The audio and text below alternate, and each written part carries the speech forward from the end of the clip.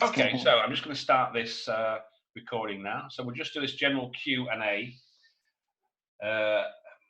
session. Now, okay, Roy, now, so you said that you posted a couple of letters. Was that in Telegraph? Was that in... Yeah. When did you post those? When?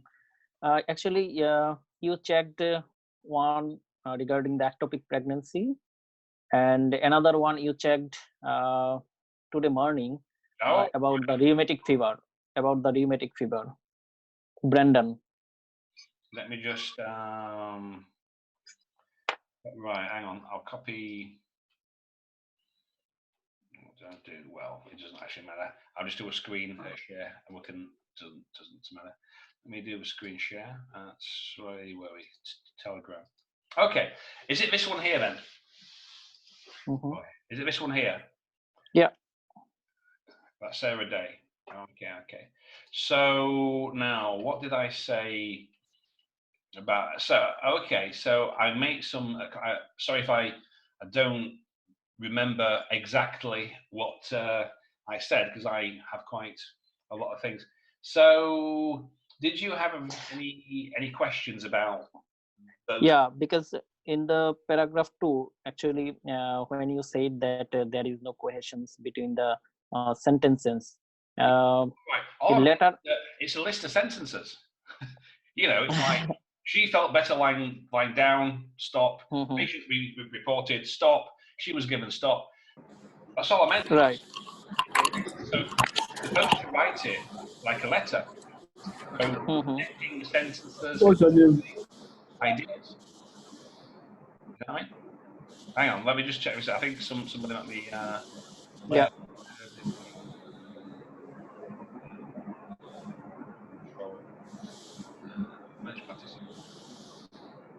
I think somebody's got them right. I'll tell you what I'll do. I'll turn people's microphones off, and then if anybody wants to ask, you can raise your hand, and I'll turn it on. Okay, so we'll just keep your mic on for the time being. Right. Okay. All I actually meant was that to the reader, that's not a coherent paragraph. There was no joining of sentences with main clause, subordinate clause, the connections, conjunctions, etc. It was simply more or less a list of sentences. Yeah. So when I was talking about, so let's just go through this. Okay, so the introduction. Now I'll get the criteria, and we'll take a look at that. So the first thing is purpose. Why am I reading this? Why are you actually writing this? That's the first thing. Right. So I'll put the criteria up, and we'll just have a quick peep. Okay. Right. If you can see this, so this is the official criteria. Yeah. Have you seen this before? Yeah. Okay. So to get a B, right, you need a 2 in purpose, and you need 5 at least in everything else. Okay, so that's essentially B. Now, helps the reader get a quick and precise sense of what is asked. Purpose for writing should be introduced early and then clearly expanded on later, often near the end. Easily, immediately identifiable. So that's what they are talking about. So you have to say, I want you to do X, Y, Z, and then explain that. So I'm writing to refer Miss Day for a recent onset of headaches. So I'm the reader, and the first question that I'm asking is, well, okay, that's very interesting, but referring Miss Day for what? What do you want me to do? And I've got to wait until I get all the way down here until I find what you want me to do. So that's the first point, right? Right. Purpose. What, why are you writing? Why am I reading this? So depending on the letter, you can have a history, a paragraph. Every task is different. Yeah. So you can have, Yeah. but it's just for this one here, paragraph 2, it's just associated symptoms, she felt better, patient reported. That's why I said it's more or less, it's a list. I said it's very close to case to being like a note, and you're supposed to write grammatically complete, and that's a key word, complete sentences. So I examined Miss Day and I found blah blah blah. However, the patient said, that's kind of thing of complete sentences. Yeah. Yeah. What I was talking about there for paragraph 2. And I don't know what else I said. No coherence, and then there was a little bit of grammar. So it should have been past perfect because it occurred, in past. So it should have been had, deteriorated, patient was developed. So again, that's not. Yeah, it should be patient developed. The patient developed or etc. So answer of anxiety was accompanied by. So, and that one she said of having, so you need like a different verb there. So it wasn't bad, but it's just, there were some problems in terms of grammar where the meaning wasn't as clear as it could be. The purpose wasn't clear immediately, as the criteria says.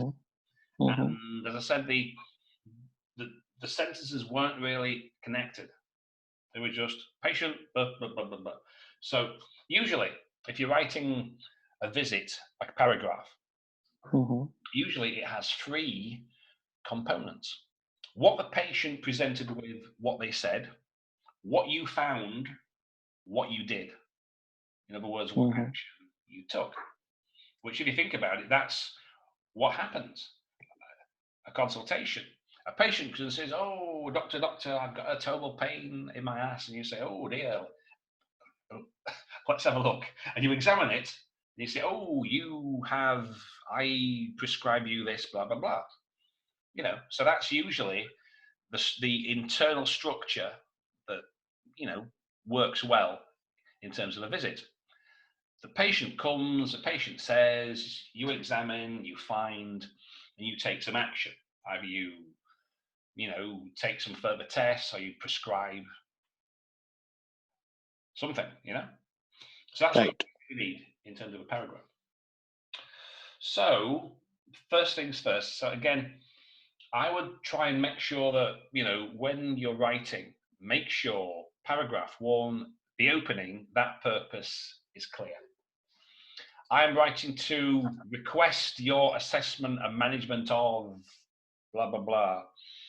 I'm writing to update you on Mrs. So-and-so's progress. What is the purpose? If you do that first, and then everything else will follow. Right. Have you got anything, you can ask me, ask any question. You're the only one here, so you might as well ask me. You might as well ask. Yeah. So my another thing is that when I will write the conclusion, I will not repeat the introduction, right? Well, you are supposed to restate it. Yes, you would say, usually people put something like, right. So what it says here, right? Blah, blah, blah. So it should be introduced early on. I'm writing to request your assessment and management of blah blah blah blah blah, whose signs and symptoms are blah blah blah blah blah. Okay, so you tell the reader what you want them to do at first. Then you are constructing, if you will, a narrative to explain why you want that. So it's like a history, it's visits, the patient came and this happened, then she came again and that happened. So then at the end, in view of this, all these things, I want you to do what I asked you to do at the start. So you write, at the start, I want you to do this. Your narrative, your history, your sort of visits, all build up to show, in view of the above, I would appreciate it if you could manage, assess, do, test, blah, blah, blah. So, yeah, so you have to, as it says here, you clearly expand on it later, often near the end of a document. So, I want you to do this, you tell the story, and then in view of the above, I would appreciate it if you could do this, so that, Yeah. So that's So it. is there any limitations between the words? I mean, how many words I can write for the introduction, and how many words I can write for the conclusion? Okay. Well, not specifically, but if we take a look at some of the key words here, the clue is concise. Immediately. Hang on a second. Let me just cross out this. I'll just. Okay. So, as it says, due to time constraints, so the reader wants to understand the purpose very quickly and efficiently. So, if that's the case, you don't want to be writing, I'm writing to refer this, blah, blah, blah, blah, blah, blah, 2, 3, 4, 5 sentences. No, it says very quickly, I want you to do XYZ, not come out with all this history stuff and, what is it that you want the reader to do, as it says, very quickly and efficiently. So if you take that to mean what's the, how many words, well, as many words as it takes, really, Yeah. So that is pretty clear. I'm writing because this, and that's it. Oh, right, now. And then, as I say, you have to construct a narrative that explains that. Then at the end, in view of the above, I would appreciate it if you can advise me, blah, blah, blah.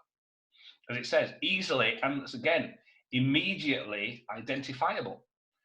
So is it going to be immediately identifiable in 5 sentences and 80 words? Is it going to be easily identifiable in 1 sentence and 20 words?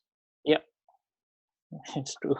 Well, yeah, that's what it says, And another.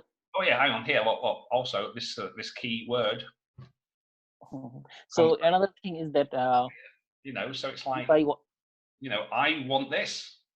That's pretty clear and concise. Anyway. So go on. Hello. Go on. You can ask.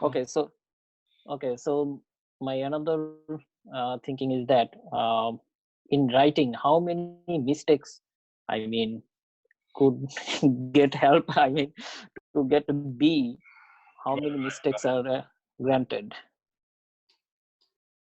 Now, this is interesting. Now, as I say, for a B, you need 2 for purpose. So you need 5, 5, 5, 5, 5. Okay, for that, obviously more would be better, but 5 will do. So they're not concerned with grammar as much as you might think. For example, if we scroll down and take a look, right? Health professionals are concerned with linguistic features only to the extent that they obstruct retrieval of information. So it examines whether the language is accurate, used appropriately, and also whether it interferes with comprehension. So 1 or 2 mistakes are not going to make any difference. The main thing is your meaning, is it clear? You want this because of this. That's the important thing, right? So obviously, you want your grammar to be as accurate as possible. It is an English test, after all, end of the day. Right. an English examination. But as the criteria says, they're only concerned with grammar to the extent that does it interfere with your meaning or not? So some mistakes, you will be fine. But obviously, we want to try and minimize any errors or slips, So for most people, I think the main issue is use of past aspect and tense. That's the main grammatical issue, I think, that most of the writers have. Incorrect use of past forms. Whether it's the simple past or past continuous or present perfect or past perfect or present perfect, continuous, etc. I think that's the number one point. Grammar and missing articles. I think it's mainly past tense forms, especially when they're talking about when they're laying out the chronology, the sequence of events, and missing articles. Usually, if it's a countable noun or uncountable noun, etc. I think those are the two major grammatical areas for past tense forms and articles. So grammar is important. And we can work on grammar. That's not the hardest. That's not the hardest part for writing. So right. So we have to try and minimize that. But a few errors, as it says here, as long as it doesn't really interfere with the meaning, with the core essential message of what you're trying to convey, as long as it doesn't interfere with that, you will be fine. Right. So now I am coming again for the body of the paragraph. So in the case notes, sometimes there are so many things. I mean, there are so many visiting hours or so many consultations. And sometimes the same complaining are coming out. Sometimes the situation is getting worse.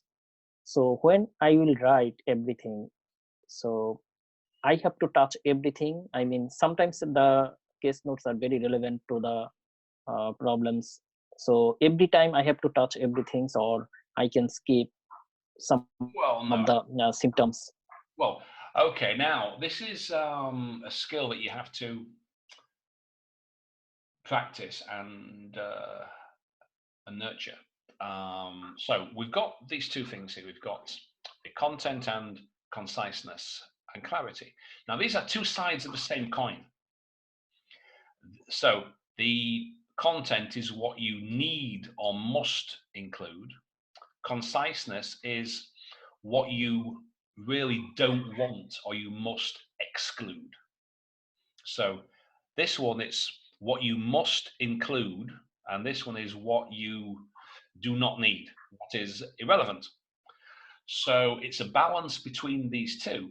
And again, this is done purposely, So when you are spending that 5 minutes before the writing, one of the things that you have to do is sort out the information in the notes. Okay, so you go to the task at first. Okay, so in anything, writing, you have two main things: audience and purpose. Audience is who you are writing to, or to whom you are writing. So that will tell you about the genre, the style, what language you should use. If you're writing to a fellow doctor, you can use certain terms and words that you could not use if you're writing to a patient or to a nurse, say. So audience, who are you writing to? The second is purpose. Are you requesting, informing, etc.? So with that in mind, who you are writing to, what do they need? So you go through the notes and you highlight what you cannot omit, what you must include, what that reader must have in their information. So if it's a dermatologist, you don't talk about they had a broken bone or they had lung cancer or some other shit, right? Only what that person actually needs. So, again, you go to the task. Who is it? Who are you writing to? So if you're writing to a surgeon, you don't talk about skincare. If you write to a surgeon, you don't talk about issues of diabetes, say. So Right. Right. you're writing to what must they have for them to do their job? That's it.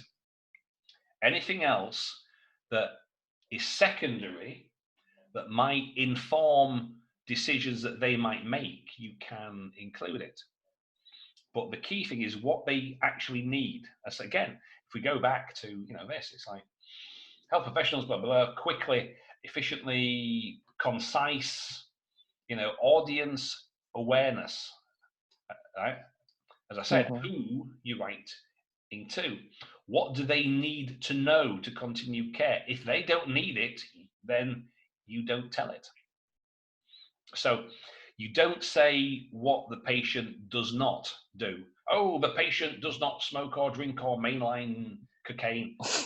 Well, why tell them what? Well, I mean, that's just like exaggeration, but why tell them what they don't do? Tell them what they do. Tell them what they actually need. Yeah. What do they need? I need to. So I'm a surgeon. I need to know this is this is this. I don't need to know if he's got a rash, if he's got a pair, if he's got some hairy balls. I don't know that. I don't need it. So Right. what do they need? Okay. Then, as I said, the secondary, what might be relevant but not essential. And you can, include that. And then, right, what do you not need? Because they have said now that they will be specifically looking, and if you do include this, you will be losing out. What don't they need? Again, if it's a surgeon, you don't talk about he had a fungal feet 20 years ago. Right. So, irrelevant stuff, don't include it because it says distracting. Don't. What could you leave out? And if there's something you can leave out, you should do so. As I said, these two here, it's two sides of the same coin. What must you say? What mustn't you say? Now, again, this is a skill that does take a fair bit of practice. But what you have to do is, again, I keep saying, as everybody else will say, like so Jay and all these other guys, put yourself in the shoes of the reader. Right? I am the dermatologist. Okay. Do I need to know that somebody had a fracture of the humerus in 1974? No, not as such. So you don't include it. Right. What do they need? Think about that. Okay.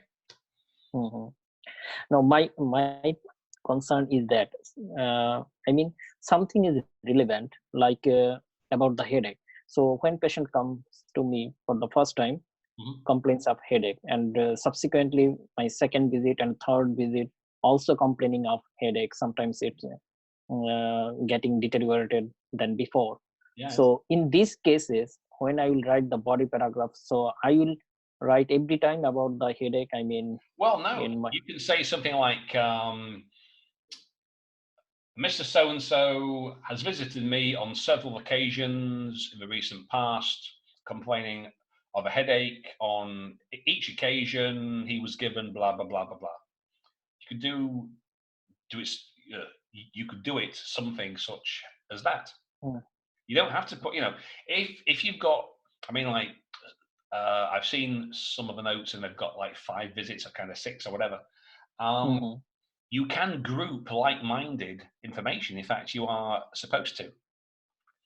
So if you've got 2 visits or 3 visits that's essentially the same, you don't really need to be writing a paragraph for each of the visits. You can condense, as it says, you summarize. you know. Right. So Right. instead of saying Mr. So and so came on the 20th, and 2 weeks later, and you do something like Mr. So and so has paid several visits to me in the last 6 months with complaining of worsening headaches, for which increasing doses of analgesics were prescribed. That's Yeah. a single I sentence. think I think that's fine. Yeah. That she That's a single presented to me sentence. several times for last 6 months or last 6 weeks. Yeah. Well, yeah. So, you can do something such as that. That's a single sentence. Mm-hmm. You don't need to have visit paragraph, visit paragraph, visit a paragraph. Just say that. Okay. Mm-hmm. So again, Mm-hmm. this is so again, it's a skill that you've got to practice. How to summarize and condense information. So if it's Mm-hmm. like information, like he came on 3 occasions with a headache, which was kind of worse. Like, you could, as I said, that could go into a single sentence. Yeah. Mm-hmm. So it's only the important, kind of relevant stuff that you have to expand on. To Mm-hmm. give the information, about, if it got worse and you did this and this didn't happen, so you tried this and this didn't happen. Those kind of details, but you know, uh, Yeah. again, you've got to put yourself in the shoes of the reader. If you had that Mm. letter in your hands, would you be pleased at having to read about this visit and that visit and this visit and that visit? You'd be saying, "Get on with it, son. Come on. What is going?" Would you like it? Well, no. Mm-hmm. So you've got to learn that particular skill, how to condense information, especially if it's like or virtually identical. Yeah. Another thing is that for the pediatric cases, they are usually accompanied by their parents. So when I will write in the body paragraph, should I mention that suppose master XYZ presented to me, or I will write on behalf of the Yeah, master well, right XYZ? now I have commented about this once or twice. There was a couple of letters in the past week, and the author was writing as if the child was an adult, Mm-hmm. as in Brendan presented, and I thought, well, he's actually 5. He's not going to present to you at all. Mm-hmm. You know? Mm-hmm. So this is why it's about appropriate. And he keeps on saying here, oops, so we've got 10. Oh, that's all right. Let's just turn that away. So writing is appropriate to genre or reader. Do what's appropriate? So if it's a child, obviously, I mean, when a child comes to a surgery, usually it's with his mother. 99% of the time, might be a father, but most of the time it's his mother. Mm-hmm. So you can't be saying, Brendan, 5 years old, presented to me. I advised him, hey, you advised Mm-hmm. a 5-year-old to go and take paracetamol? Of course not. Right. So, so who, it's back to audience, who, purpose. If it's a child, so you say, Brendan and his Brendan or his mother brought Brendan to see me, and I found, and this again, it's like if it's a child, it's like, right. If you think, Mm-hmm. when a child comes with a parent, usually it's the parent that does all the talking. Right. Well, yeah, isn't it? It's the mother. Mm-hmm. The kid doesn't say, "Hello, doctor. Hey." No, it's the mother. I said, "Oh, Right. you ask her, hello, Mrs. So and so, and what's the problem with young Brendan today?" And she'll say, "Oh, doctor, well, Brendan's had a, that's how it is." So Mm-hmm. you have to write it to reflect that. because otherwise it reads extremely strange. It's like 5, or she's 8, and you advise an 8-year-old girl to 8? No.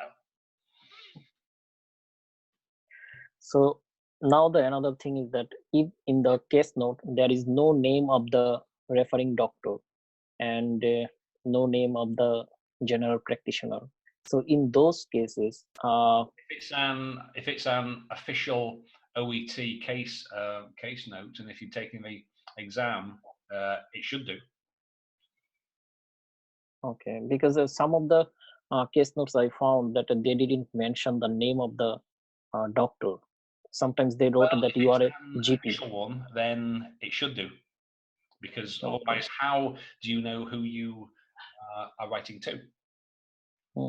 They just mentioned that you are a general practitioner, so you are writing a referral uh, to a neurologist, but they didn't mention any name. So in those cases, Well, again, really, they should do if they're official.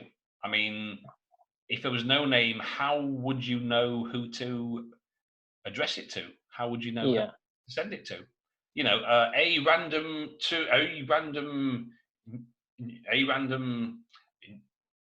neurologist in some city, some country. Of course, you'd have to have an address. You'd have to have a name. If you're talking about some of these other notes, like you can use if they say you're like writing to a manager of a nursing home and you don't have the name, then you would do like dear sir. It's the same conventions in any kind of letter. To whom it may concern, dear sir or madam. But usually it should have a name and address because you're writing to a specific person, a specific, right. a specialist, or whoever it may be to. Sometimes they said that you will address the admitting officer in the emergency department. So in those cases, there is no name, right? So I Well, will write. then you can use the title. Okay. What is the job? A title to the admissions officer of so and so institution. You can use the title. So either use the name, use the job title, dear sir or madam, to whom it may concern. Okay, then I will write. I mean, during salutation, I can write dear sir or madam, right? Yeah. That's what you usually do. Okay. If you don't know, it's either dear sir or madam or to whom it may concern. That's the usual convention. Then yours sincerely or faithfully, if you know them or if you don't know the names. So that's just the usual conventions of writing a letter. So I can write yours sincerely in all cases. Do you think is it safe? Oh, I can never remember. But then again, I don't usually write letters now. I think it's yours sincerely if you don't know the name, and faithfully if you do. Oh, I understand. Yeah, Yeah. because it's like these days though, most people don't use that kind of closing. They say best regards or best wishes, or and I don't actually write a lot of letters now. So I think it's yours sincerely because you can only be.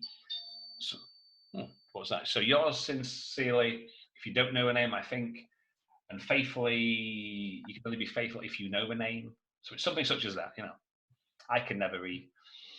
I should really know this. I can never remember, and I don't write letters. I mainly communicate in email, and they say best wishes or regards. That's my usual one. I say thanks, blah blah blah. Regards, Kevin. That's what I usually do for mail. But anyway, it's that's a usual letter writing convention. Now, I only got 3 minutes left because this is only like the free version. Sorry, just get me your phone. Free version of Zoom. So only got a couple of minutes left. Have you got any questions about? Just another one question. So when I will write the patient's name, should I have to full stop after Mr. or after Mrs.? I have to put full stop every time, or I can just skip it?